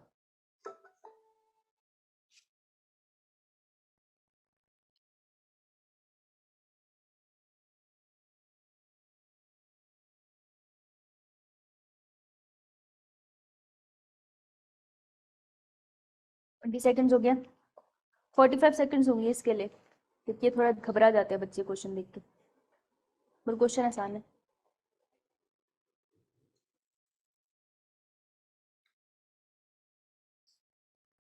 स्टॉप। अरे वाह, आंसर तो बहुत सारे आए हैं, वेरी गुड। रिया, नी, सिमरन, शालिनी, तरुण, सबने किया, गुड। आंचल ने भी किया, good good. Which one of the following technique made it possible to genetically engineer living organism. Class के स्टार्टिंग में तो डेफिनेशन बताई थी कि biotech is use to genetically engineer living organism. Living organism में कि जो जेनेटिक मटेरियल है उसमें इंजीनियरिंग डाल दो, वही बायोटेक है। लिविंग ऑर्गेनिज्म जैसे कि बैक्टीरिया के सेल में जो जेनेटिक मटेरियल है, जैसे कि उसका डीएनए, उसके अंदर इंजीनियरिंग की टेक्निक डाल दो, उसे हम कहते हैं बायोटेक, राइट। तो रिकॉम्बिनेंट डीएनए टेक्नोलॉजी कि डीएनए को रिकम्बाइन कर दो, मतलब डीएनए ये था एक बैक्टीरिया का और ये डीएनए था किसी और बैक्टीरिया का, यहाँ से बनाती हूँ, ध्यान से सुनना, ये डीएनए था किसी और बैक्टीरिया को, मैंने कुछ पार्ट इसका काट के इसके अंदर डाल दिया। अब ये दूसरे वाला बैक्टीरिया है, उसके पास एक स्पेशल टाइप ऑफ डीएनए का पार्ट आ गया, तो ये जो नया बना है ना, इसको मैं कहूंगी रिकॉम्बिनेंट डीएनए। ये नया रिकॉम्बिनेंट डीएनए है जिसके पास फीचर दोनों बैक्टीरिया के, right. So answer would be A. अब x ray diffraction is something you study in, I think, physics, am I right?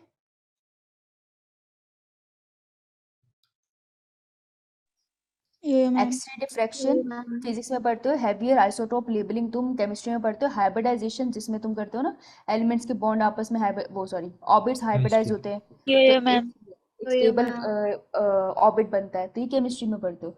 तो इनकी एक डेफिनेशन लिख लेना, यहाँ पे बस कंफ्यूज करने के लिए डाले गए थे। हम बायो में इनको नहीं पढ़ते डिटेल में, हमें जरूरत नहीं पड़ती, हम मलाइजा वगैरह पढ़ेंगे, ठीक है। तो इसकी एक डेफिनेशन लिख लेना फॉर योर नॉलेज, कि तुमको वहां भी काम आ जाएगा, राइट। चलो don't waste time, do this one. ये 2010 का क्वेश्चन है, अब ऐसा नहीं आता, पर मैं इसमें टर्म बताना चाहती थी इसलिए मैंने ये क्वेश्चन डाला है। ध्यान से पढ़ना।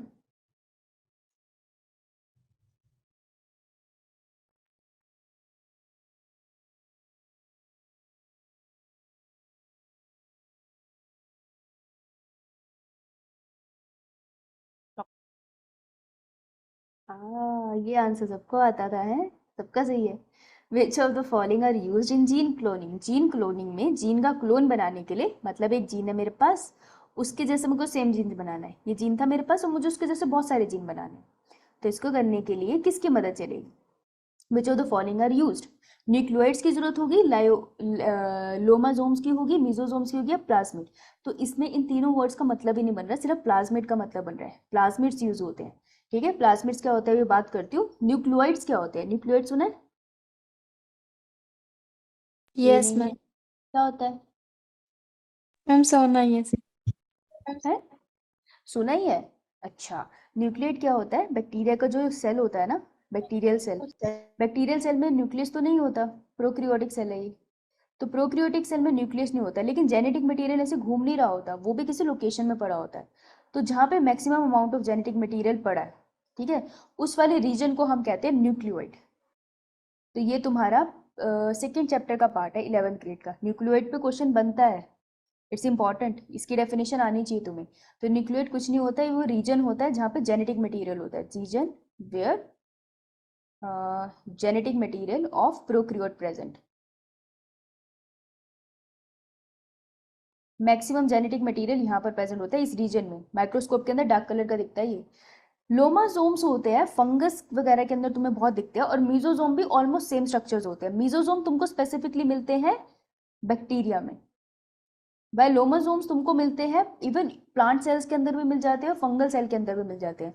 लोमाजोम और मीजोजोम होते क्या है? जैसे ये सेल है तो इसकी ये प्लाज्मा मेम्ब्रेन है, प्लाज्मा मेम्ब्रेन अंदर की तरफ ऐसे एक्सटेंशन बना देती है। तो यही अगर बैक्टीरिया में होता है, मैं इसको मीजोजोम कहूंगी, जो सेल के एक्स्ट्रा फंक्शन करते हैं, जैसे रेस्पिरेशन, जैसे वेस्ट डिस्पोजल। क्योंकि बैक्टीरियल सेल इतना सिंपल है कि उसको एक्स्ट्रा स्ट्रक्चर की जरूरत होती है काम करने के लिए, उसके पास रेस्पिरेटरी स्ट्रक्चर थोड़ी है, तो मीजोजोम उसमें मदद करता है। लोमोजोम भी इसी तरीके से बनता है, पर जनरली फंगल सेल के अंदर मिलता है। अब ये क्वेश्चन नहीं आता तो तुमको इसको करने की जरूरत नहीं थी, पर ये वर्ड कंफ्यूज कर सकता था न्यूक्लियोइड्स के साथ, तो मैंने बता दिया। Got it? Yo ma'am. अब बचा plasmid. Plasmid is very important. Plasmid में बनता है क्वेश्चन, प्लाज्मिड के बारे में बताओ, प्लाज्मिड क्या होता है? Extra chromosomal double standard DNA. Very good, शाबाश अनीश, वेरी गुड। ये रहा बैक्टीरिया का सेल, ठीक है, इसे लेबल करो। बैक्टीरिया का सेल, ये रहा उसका अपना डीएनए, एक एक्स्ट्रा डीएनए होता है इसके पास, ठीक है, तो वो होता है डबल स्ट्रैंडेड। तो ये डबल स्ट्रैंड बना दिया मैंने। एक्स्ट्रा क्रोमोसोमल है क्योंकि मेन क्रोमोसोम तो ये नहीं है ना, एक्स्ट्रा क्रोमोसोमल है, ये डबल स्ट्रैंडेड है, तो मैं यहाँ लिखूंगी इसे। इसके ऊपर क्वेश्चन है नीट का, extra chromosomal double stranded, DS is double stranded DNA. Okay, अगर मैं प्लाज्मिड निकाल दूं बैक्टीरिया के अंदर, बैक्टीरिया जी जाएगा कि मर जाएगा? जी जाएगा। जी जाएगा। Have non essential genes. इस नॉन इसेंशियल जीन्स का मतलब ये है कि नॉर्मल बैक्टीरिया, मैं बैक्टीरिया हूँ, मेरे सर्वाइवल के लिए मुझे खाना पानी चाहिए, ठीक है, वो सब मुझे नॉर्मली मिल रहा है। तो अगर तुम मेरे अंदर से अगर मेरे पास, मैं बैक्टीरिया हूँ ना, मेरा प्लाज्मिड निकल भी गया तो मैं जी लूंगा। प्लाज्मिड की मुझे तब जरूरत है जब कंडीशन अनफेवरेबल है, जैसे एंटीबायोटिक वाली कंडीशन है, चारों तरफ एंटीबायोटिक है, तब मुझे प्लाज्मिड चाहिए, क्योंकि प्लाज्मिड के पास ऐसे जीन होते हैं जो एंटीबायोटिक रेजिस्टेंस देते हैं। तो हम नॉर्मल कंडीशन की बात करते हैं कि इसके पास नॉन एसेंशियल जीन है, इसके बिना जी सकता है बैक्टीरिया, अंटिल कंडीशन अनफेवरेबल हो जाए, ठीक है। तो नॉन एसेंशियल जीन्स होते हैं इसके पास। इतनी बात क्लियर? Yo ma'am. तो प्लाज्मिड, हाँ, तो प्लाज्मिड, ओके, तो प्लाज्मिड बहुत एक्ट करता है as a vector. Plasmid use by us as vectors, vector की तरह हम इसको बहुत यूज करते हैं। वेक्टर क्या होता है? हमारा जीन ऑफ इंटरेस्ट जिसके ऊपर लगा के ना किसी बैक्टीरिया में डाल देते हैं, अभी बताऊंगी कैसे। इतना हो गया सबका? लिख लिया प्लाज्मिड पे? क्वेश्चन आ सकता है इस पे? अच्छा चलो फिर आगे चलते हैं। ये बात करके बताओ। चलो स्टार्ट करो करो करो, जितना कर सकते हो करो।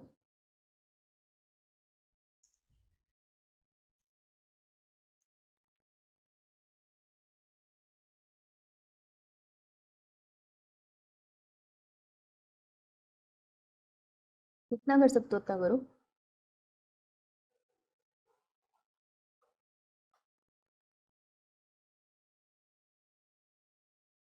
बहुत टेक्निकल क्वेश्चन है, इसका आंसर मैंने तुम्हें पढ़ाते हुए दिया था क्योंकि मुझे पता था ये आगे क्वेश्चन आएगा।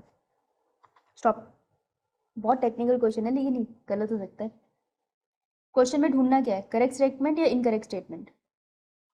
Correct statement. Incorrect statement. तो जिसने ये गलत पढ़ लिया उसका बेड़ा पार तो यही हो गया। रॉन्ग स्टेटमेंट ढूंढनी है, राइट नहीं ढूंढनी। ठीक है, तो आधे तो यहाँ गलत हो जाएंगे। जिसने अंडरलाइन नहीं करा होगा अपने आंसर शीट पे। राइट, अब पहली स्टेटमेंट है हमारी, each restriction enzyme function by inspecting the length of the DNA sequence.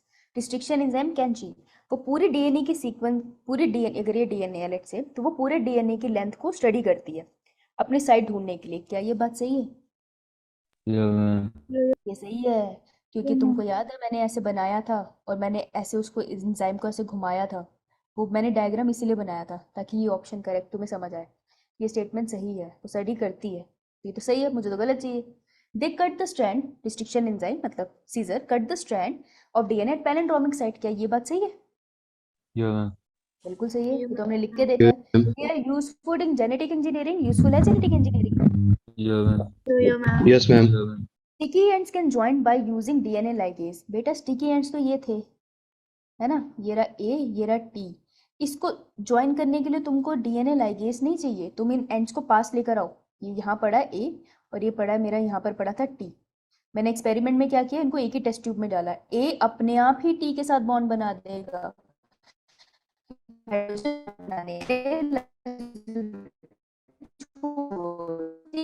Join करने के लिए लाइगेज की जरूरत नहीं है, फॉस्फोडाइस्टर बॉन्ड्स बनाने के लिए लाइगेज की जरूरत है। इसलिए तो ये काम इजी है, हाइड्रोजन बॉन्ड अपने आप बन जाते हैं, तभी तो हम स्टिकी एंड प्रेफर करते हैं, ब्लंट नहीं। सो answer would B D. Okay, क्योंकि ये एक रॉन्ग स्टेटमेंट है। Got it?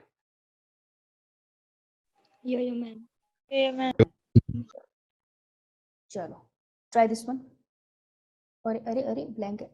Try this one. और ये तो तुमको याद करनी है। रुक जाओ, ये मैंने स्पेसिफिकली बताई नहीं ना, मेरी गलती। The specific palindromic sequence which is recognized by EcoR1 is EcoR1 जो है restriction enzyme with palindromic sequence को पहचानता है जो 6 न्यूक्लियोटाइड बड़ी है। ठीक है, और वो 6 न्यूक्लियोटाइड बड़ी कैसे है, तो ये सबसे पहले लिख लो। EcoR1 क्या है, ये है रिस्ट्रिक्शन एंजाइम, ये एंजाइम है, ये रिकॉग्नाइज करता है, it recognize 6 nucleotide long sequence. मतलब इसका क्या मतलब है कि अगर ये डीएनए है तो ये कहीं पे भी जाके नहीं काटेगा, जहां पर इसको ये 6 न्यूक्लियोटाइड की सीक्वेंस मिलेगी, 1 2 3 4 5 6, ये यहीं पर कट लगाएगा। ठीक है, किसी भी साइड से आ जाइए, चाहे यहाँ से आ जाइए या यहाँ से आ जाइए, पहचान लेता है। तो उस रिकॉग्निशन साइट की सीक्वेंस के बारे में ये आपको पूछ रहे हैं। तो वो कौन सी सीक्वेंस होती है, वो ये होती है GAA TTC। लेकिन 5 प्राइम पे क्या है, G होता है हमारा 5 प्राइम एंड पे और C होता है हमारा 3 प्राइम एंड पे। ठीक है, तो ऐसे याद रख लेना, चाहे कि 3 ऐसे बनता है तो उसको ऊपर उल्टा कर दो तो डबल C बन गया, कैसे भी याद कर लो। लेकिन याद रखना कि 5 प्राइम एंड पे G होगा और 3 प्राइम एंड पे C होगा। तो आंसर क्या बनेगा इसमें? A. Exactly, A answer is a, और कोई नहीं बनता। डन? ये सीक्वेंस याद करनी है, ठीक है। ओके, ये लर्न करनी है, इंपॉर्टेंट है। Try this.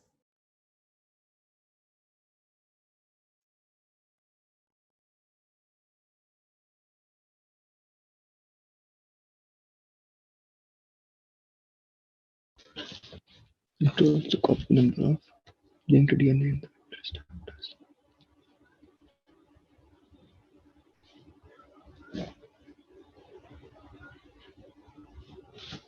अभी तो पढ़ ही रहे हैं।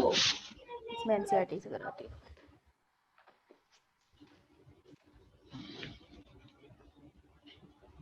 एक मिनट देती हूँ, चलो अभी भी तुम पढ़ रहे हो, मैंने सुनी आवाज।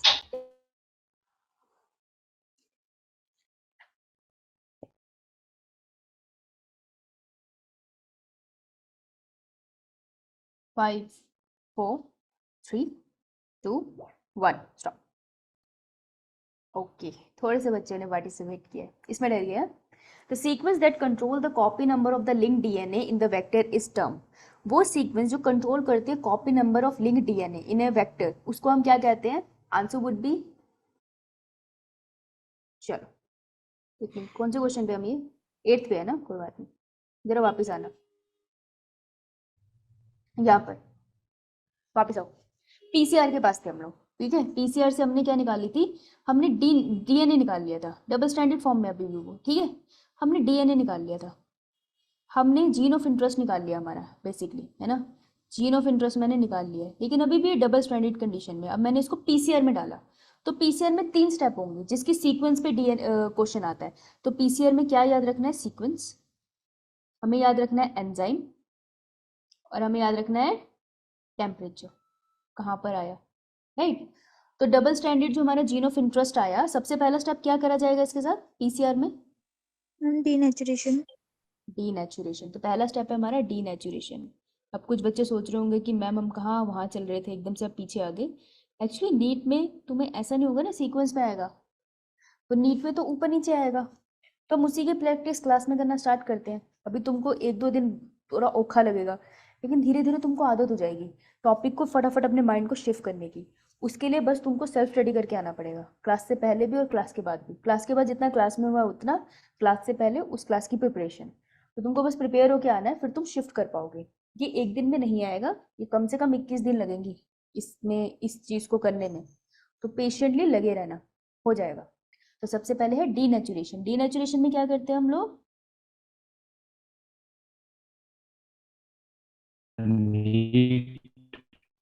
कितना टेम्परेचर देते हैं बेटा? ये तो बहुत इंपॉर्टेंट है। निकालो एनसीईआरटी, खोलो एनसीईआरटी, पेज नंबर 202। 202 है ना? ये मैम। निकालो भाई।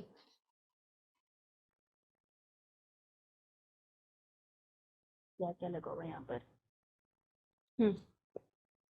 202। ओके, टेम्परेचर मेंशन किया ना इन्होंने? 94 पे होगा। यहाँ वो तो मुझे पता है, लिखा नहीं है ना यहाँ पे। यस मैम, मेंशन नहीं। इन्होंने यहाँ मेंशन नहीं किया, लेकिन तुम याद रखोगे 94 डिग्री सेल्सियस। इस पूरे कंटेनर का जो टेम्परेचर, ये ना एक वॉशिंग मशीन की तरह, जो तुमको दिखती कुछ नहीं है, अंदर चल रहा होता है, सब कुछ हम डाल के छोड़ देते हैं। तो तुम सबसे पहले स्टेप क्या होता है पीसीआर के अंदर? डीनेचुरेशन होती है। डबल स्टैंडर्ड डीएनए के जो स्ट्रैंड है उनको अलग कर लेते हैं एक दूसरे से, ठीक है। क्योंकि मुझे ना इसकी कॉपी बनानी है, तो मुझे ये स्टैंड भी अकेला चाहिए और ये स्टैंड भी अकेला चाहिए। तो इन दोनों स्टैंड को अलग करने के लिए कैसे अलग करेंगे? टेम्परेचर बढ़ा दो। टेम्परेचर बढ़ाओगे तो क्या होगा? हाइड्रोजन बॉन्ड ब्रेक होंगे, हाइड्रोजन बॉन्ड ब्रेक हो जाएंगे। हाइड्रोजन बॉन्ड ब्रेक हो जाएंगे तो तुमको ये कैसे दिखेगा? ये देखो, एक स्ट्रैंड तुमको ऐसा दिखेगा, एक स्ट्रैंड तुम्हें ऐसा दिखेगा। यहाँ पे लिख लो 3 प्राइम 5 प्राइम 5 प्राइम 3 प्राइम, ठीक है, किसी भी सेंस में लिख लो। इन्होंने आपस में बॉन्ड नहीं बनाना, तो तुमने हाइड्रोजन बॉन्ड की ब्रेकेज बना दी टेम्परेचर इंक्रीज करके। इसी को हम कहते हैं डीनेचुरेशन। समझ आई बात? लिख लिया सबने? लिख लिया सबने? No ma'am. लिख लो लिख लो। तो क्वेश्चन क्या बनता है? हाइड्रोजन बॉन्ड ब्रेक हुआ, क्या कहीं पे फॉस्फोडाइस्टर बॉन्ड ब्रेक हुआ? No ma'am. ये बनता है क्वेश्चन, लिखो इसे, नो फॉस्फोडाइस्टर बॉन्ड ब्रेक।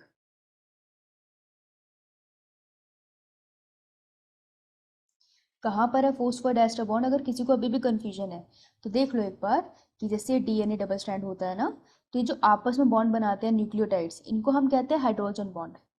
और यहाँ पर जो एक पूरा का पूरा न्यूक्लियोटाइड दूसरे न्यूक्लियोटाइड से अटैच है, इन बॉन्ड्स को हम कहते हैं फॉस्फोडाइस्टर बॉन्ड। तो फॉस्फोडाइस्टर बॉन्ड ब्रेक नहीं हो रहा है, यहाँ पे हाइड्रोजन बॉन्ड ब्रेक हो रहा है, ठीक है। डन? मैम। अब हम इसमें क्या ऐड करेंगे? अब हम करेंगे सेकंड स्टेप। सेकंड स्टेप क्या होता है बेटा? Ma'am annealing. एनीलिंग। एनीलिंग में हम क्या करते हैं?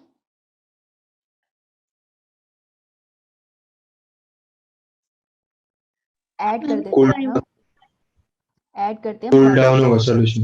हाँ, सॉल्यूशन को थोड़ा कूल डाउन करते हैं। इसका टेम्परेचर भूल भी जाओ, कोई चक्कर नहीं है, पहला वाला टेम्परेचर पे क्वेश्चन आ चुका है, इसलिए वो याद होना चाहिए। ठीक है, एनीलिंग में हम ऐड करते हैं प्राइमर। प्राइमर क्या होता है? सीक्वेंस जाके, प्राइमर याद है तुमको डीएनए रेप्लिकेशन से? छोटी सी सीक्वेंस होती है, प्राइमेज बनाता है, जो हेल्प करती है डीएनए रेप्लिकेशन को स्टार्ट करने में, है ना? तो प्राइमर कौन सी पोजीशन पे ऐड होता है? 3 प्राइम या 5 prime? 3 prime. 3 prime. Add 3 prime end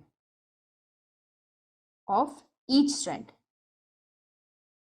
ठीक है, ऑफ ईच स्ट्रैंड के 3 प्राइम एंड पे ऐड होगा। तो हमारे पास अभी तक 2 स्ट्रैंड थे ना, तो मतलब इस स्ट्रैंड पे भी और इस स्ट्रैंड पे भी दोनों स्ट्रैंड बना दिए मैंने। ठीक है, ध्यान से देखना, 3 prime 5 prime, let's say 3 prime 5 prime. Primer कहाँ लगेगा? यहाँ लग गया आके, यहाँ पर छोटी सी सीक्वेंस बना देगा ये। फिर एनीलिंग के पास थर्ड स्टेप क्या होगा? एक्सटेंशन। एक्सटेंशन। एक्सटेंशन में क्या करेगा? कौन सा एंजाइम आएगा? Tag polymerase. बस यही सबसे इंपॉर्टेंट है, टैग पॉलीमरेज। इस पे आएगा क्वेश्चन। कहाँ से मिलता है हमें टैग पॉलीमरेज एंजाइम? थर्मस एक्विटिकस। वो क्या है? थर्मोबैसिलस बैक्टीरिया जो कि हाई टेम्परेचर पे लिव करता है हॉट स्प्रिंग्स में। It lives up to 94 degree Celsius. Yes, Thermus aquaticus, right? Spelling बोलियो, थर्मस। THERMUS। THERMS AQATICUS। एक्टिटस। Aquaticus। AQUATICUS। पहले एक्वाफिटिकस। यही है ना? ये मैम। ओके, तो थर्मस एक्वाटिकस हमें बैक्टीरिया है, ठीक है, जिससे हमको ये मिलता है। ये बैक्टीरिया हमें कहाँ मिलता है? ये तुम्हें हाइड्रोथर्मल वेंट्स के पास मिलता है, मतलब जहाँ पे बहुत एक्सट्रीम टेम्परेचर है। हमने यही बैक्टीरिया क्यों डाला? क्योंकि इस मीडियम में टेम्परेचर बढ़ता और कम होता रहता है, और एंजाइम्स ना, ये टैग पॉलीमरेज एंजाइम, हर एंजाइम बहुत टेम्परेचर स्पेसिफिक होता है। हमें ऐसा एंजाइम चाहिए था जो बहुत फ्लेक्सिबल हो इस टेम्परेचर फ्लक्चुएशन के लिए, इसलिए टैग पॉलीमरेज बहुत बढ़िया से वर्क करता है। तो इस पे क्वेश्चन आता है कि ये कहाँ से मिलता है, और इस एंजाइम का मतलब नाम कर, कहाँ से मिलता है और कौन सा स्टेप में यूज होता है, और ये करता क्या है। ये पॉलीमरेज है ना, पॉलीमरेज क्या करता है? Add nucleotide to form new chain. अब देखना यहाँ पे, क्योंकि कोई भी पीसीआर के एंड की बात नहीं करता, मैं एक बार बात करना चाहूंगी कि अगर ये 2 स्टैंड थे हमारे पास, तो टैग पॉलीमरेज ने क्या किया? कॉम्प्लीमेंट्री स्टैंड बना दिए। ठीक है, बन गई। अब एक मैंने डीएनए का सैंपल डाला था ना, इससे 2 बने, लेकिन ये तो मिलियन कॉपीज बना रहा है। तो मिलियन कॉपी पता है कैसे होगी? अब ये दोनों के दोनों स्टैंड दोबारा से फर्स्ट स्टेप में जाएंगे, रीस्टार्ट होती है मशीन अपने आप से, दोबारा से उनमें डीनेचुरेशन होगा, फिर एनीलिंग होगी, फिर एक्सटेंशन होगी। तो 2 से आगे 4 बन गए, फिर उससे आगे और बन गए और बन गए, और ऐसे करते करते 2-3 घंटों में तुमको मिलियंस ऑफ स्ट्रैंड्स मिल जाएंगे। समझ में आया ये कैसे हुआ? एक बार रिपीट कर दो। अच्छा, तो देखो, एक मशीन है, उसके अंदर मैंने क्या डाला? अपने एंजाइम डाल दिए, सब कुछ रख दिया। अब उसमें मैंने डबल स्ट्रैंडेड डीएनए को डाला। सबसे पहले डबल स्ट्रैंड एक दूसरे से अलग होंगे, डीनेचुरेशन, ठीक है। फिर 3 prime and, let's say this is 3 prime and, फिर 3 प्राइम एंड के पास कौन आके लगेगा? हमारा प्राइमर। प्राइमर आके लगेगा, छोटी सी डीएनए की सीक्वेंस बना देगा।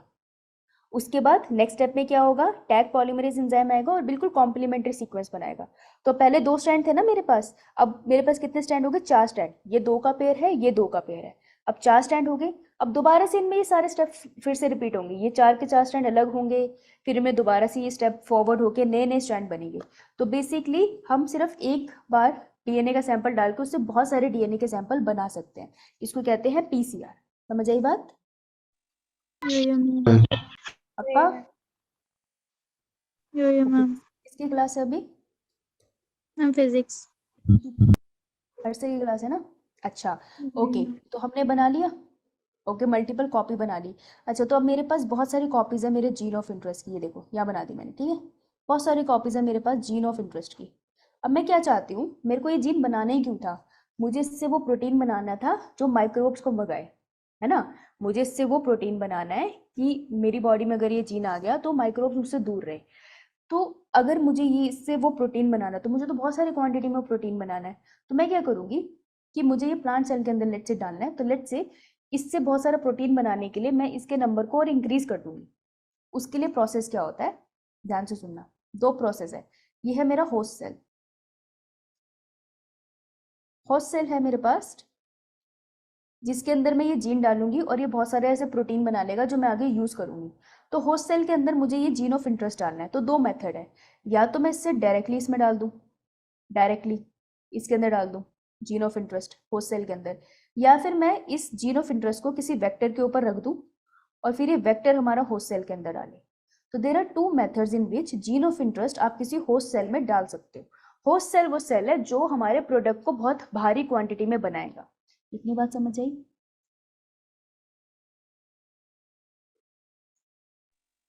Yes ma'am, but ma'am difference क्यों है दोनों में? लाइक प्रोडक्ट इंक्रीज हुई क्वांटिटी ना, तो सीधे डाल दूं, वेक्टर क्यों यूज करा हमने?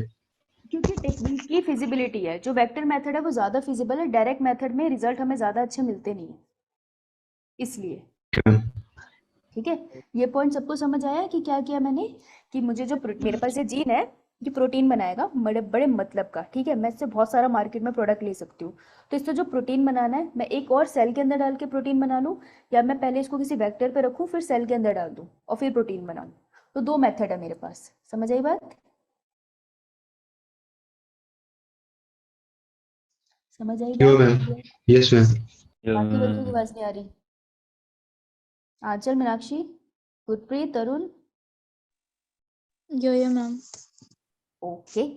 तो डायरेक्ट मेथड क्या होता है? डायरेक्ट मेथड बहुत फिजिबल नहीं होते और जनरली हम इनको बैक्टीरियल सेल्स के लिए यूज़ करते हैं, या फिर हम इनको प्लांट सेल के लिए यूज़ करते हैं। एनिमल सेल के लिए जनरली यूज़ नहीं करते हैं, बहुत फिजिबल भी नहीं होते, यूज़ करते हैं पर बहुत फिजिबल नहीं है, ठीक है। तो डायरेक्ट मेथड भी है, और एक आता है हमारा वेक्टर बेस्ड मेथड। जो वेक्टर बेस्ड मेथड है वो इंपॉर्टेंट है क्योंकि उसमें आते हैं क्वेश्चन, वैसे डायरेक्ट वाले से भी आते हैं, ठीक है। तो वेक्टर्स क्या होते हैं? वेक्टर्स होते हैं बेसिकली कैरियर्स, बताया था ना मैंने अभी। और एक वेक्टर का एग्जांपल बताओ जो मैंने पीछे बताया था। Plasmid. Plasmid is a vector. हाँ, प्लाज्मिड इज अ वेक्टर। तो देखो, ये मेरा जीन ऑफ इंटरेस्ट है, ध्यान से देखना, ये मेरा जीन ऑफ इंटरेस्ट है, मुझे इसको वेक्टर में डालना है ना। वेक्टर क्या है? प्लाज्मिड है, वो भी तो सर्कुलर था, यानी कि मुझे जगह बनानी पड़ेगी ना इसको डालने के लिए। तो मैं क्या करूंगी कि प्लाज्मिड में भी कट लगा दूंगी, इतनी स्पेस बना दूंगी कि मेरा जीन ऑफ इंटरेस्ट आए। लेकिन प्लाज्मिड में भी वही कट होना चाहिए जिसमें जीन ऑफ इंटरेस्ट फिट हो, मतलब यहाँ पे जो न्यूक्लियोटाइड की सीक्वेंस है वो यहाँ पर जाके लगनी चाहिए। तो ये कैसे पॉसिबल है? ये ऐसे पॉसिबल है कि जब स्टार्टिंग में तुम डीएनए काट रहे थे, जब स्टार्टिंग में तुम रिस्ट्रिक्शन एंजाइम से डीएनए काट रहे थे, जिस रिस्ट्रिक्शन एंजाइम को तुमने यहाँ यूज किया था, सेम रिस्ट्रिक्शन एंजाइम से तुम अपना प्लाज्मिड भी कट करोगे ताकि सेम सीक्वेंस बने। समझ आई बात? ऐसे मान लो कैंची डिफरेंट डिफरेंट शेप की भी होती है ना, कोई टेढ़ी मेढ़ी काटती है, कोई सीधी काटती है। तो अगर मुझे दो रिबन को बाद में ज्वाइन करना है, तो मैंने रेड वाले रिबन भी एक ही कैंची से काटा और ग्रीन वाला रिबन भी एक ही कैंची से काटा, तो उनके एंड्स एक जैसे थे जिनको चिपकाना आसान था। समझ आई? तो प्लाज्मिड को भी उसी रिस्ट्रिक्शन एंजाइम से काटोगे जिससे तुमने काटा था अपने एक्चुअल डीएनए को। Is it clear? Yo ma'am. Ma'am. जब तुम कट कर दोगे फिर उसके साथ इसको यहाँ पे प्लेस किया जाएगा, एक ही मिक्सचर में डालेंगे, और हम इसके अंदर लाइगेज भी डालेंगे। लाइगेज क्यों डालेंगे? क्योंकि हमको फॉस्फोडाइस्टर बॉन्ड भी तो बनाना है ना, यहाँ पे इस पॉइंट पे, इस पे ज्वाइनिंग करनी है, तो हम यहाँ पे लाइगेज भी डालेंगे। और उसके बाद हम देखेंगे कि हमारे पास ये क्या बन गया, रिकॉम्बिनेंट, रिकॉम्बिनेंट वेक्टर। तो अब हमारा वेक्टर नहीं है सिर्फ ये, रिकॉम्बिनेंट वेक्टर है, क्योंकि इसके पास अब एक नया चीज है, एक नया जीन है, ठीक है। अब हर चीज वेक्टर की तरह काम थोड़ी कर सकती है, प्लाज्मिड कर रहा है लेकिन सब नहीं कर सकते, तो इसके बारे में हम लोग पढ़ेंगे। पहले मैं चेक कर लूँ, तो नहीं सर नहीं आया। तो कोई चीज वेक्टर की तरह काम कैसे करेगी? मैंने क्यों बोला प्लाज्मिड वेक्टर है, और किसी चीज को क्यों नहीं बोला? इतनी सारी चीजें थी सेल के अंदर, तो कोई वेक्टर की तरह काम कब करती है, पता है किसी को? क्योंकि मैम जेनेटिक मटेरियल होना चाहिए किसी के पास, तभी वो वेक्टर की तरह काम करेगा। ओके, और कुछ? मैम इसके पास प्रॉपर्टी कि मैम ये सेल्फ रेप्लिकेट कर लेगा। हाँ, सेल्फ रेप्लिकेट।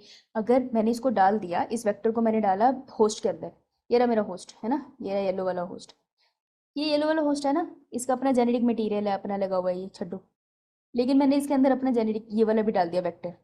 बेटा ये वेट नहीं करेगा, कि होस्ट सेल कब रेप्लिकेट करे, तब भैया मैं रेप्लिकेट करूं। इसके पास अपनी ओरिजिन ऑफ रेप्लिकेशन साइट है, ये रेप्लिकेट करता रहेगा, डीएनए एक पड़ा रहे, उसे कोई मतलब नहीं है। तो इसको करने के लिए इसके पास होना चाहिए एक ओरी। सो ओरी is origin of replication site, ये लिखो, इस पे क्वेश्चन आता है। ओरिजिन ऑफ रेप्लिकेशन साइट कि वेक्टर वो है जिसके पास ओरी है, जिसके पास ओरी नहीं है वो वेक्टर ही नहीं है। समझ आई? यो मैम। तरुण सिलेक्टेबल मार्कर्स इसके बाद आएंगे, अभी नहीं आएंगे।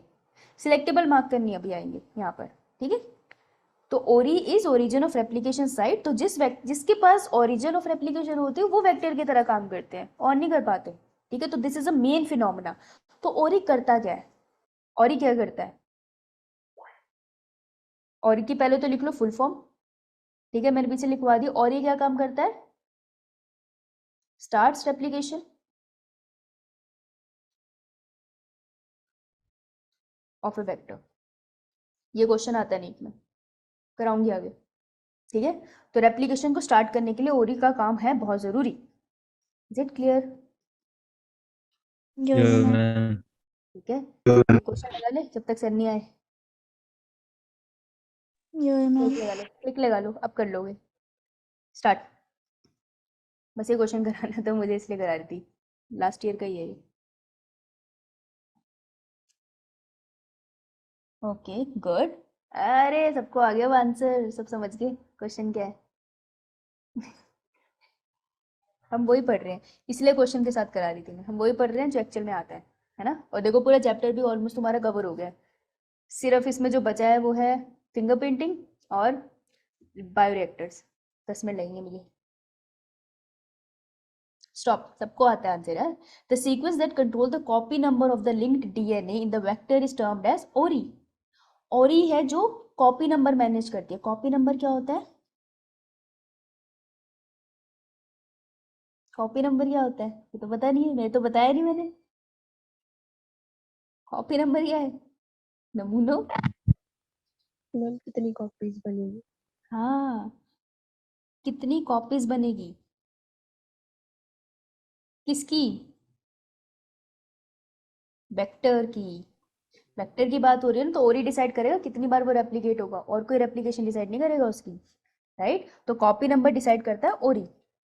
टर्म देखना जरा ध्यान से, linked DNA in the vector. तो ये जो वेक्टर है इसके पास ये जो जीन ऑफ इंटरेस्ट है उसको वो बोल रहा है linked DNA in a vector. तो इसका कितना नंबर होगा यार? ये 100 होंगे ना, तो वेक्टर भी तो 100 ही होगा, तभी तो ये 100 बन पाएंगे। तो ये कौन डिसाइड कर रहा है? ओरी डिसाइड कर रहा है, ठीक है। सिलेक्टेबल मार्कर्स इसके बाद आएगा तरुण, तो ये कल की क्लास में करवाऊंगी। इसके बाद का स्टेप है वो रिकॉग्निशन साइट, तो तुम समझ गए हो। रिकॉग्निशन साइट वही जहां से इन्होंने प्रोसेस स्टार्ट करना है, पैलिंड्रोमिक सीक्वेंसेस होती है वो, राइट।